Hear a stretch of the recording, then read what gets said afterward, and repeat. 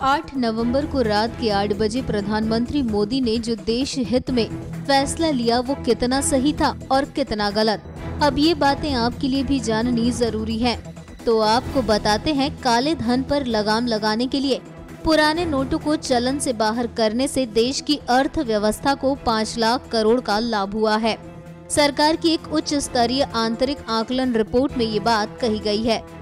नरेंद्र मोदी ने जब पुराने 500 और 1000 के नोट को चलन से बाहर करने की बात कही थी, तब ये सवाल उठने लगे थे कि शायद आने वाले दिनों में बाजार गिर जाए और अर्थव्यवस्था को नुकसान हो।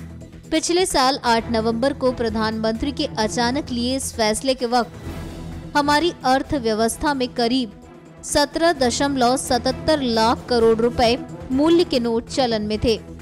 वहीं मई 2017 आते आते उपयोग किए जा रहे बैंक नोटों का मूल्य करीब 19.25 लाख करोड़ रुपए तक पहुंच गया। अप्रैल के अंत में भारतीय रिजर्व बैंक की ओर से जारी आंकड़ों के मुताबिक कुल 14.2 लाख करोड़ रुपए के नोट चलन में हैं।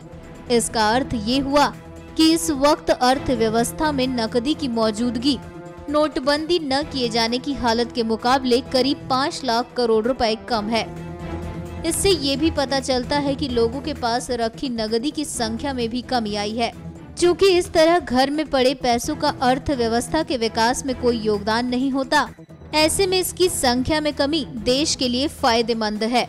इस रिपोर्ट के मुताबिक नोटबंदी का एक सबसे बड़ा फायदा ये हुआ कि लोग डिजिटल लेन देन की तरफ आकर्षित हुए हैं, जिससे लगातार देश की अर्थव्यवस्था को फायदा ही हुआ है। NMF न्यूज की रिपोर्ट।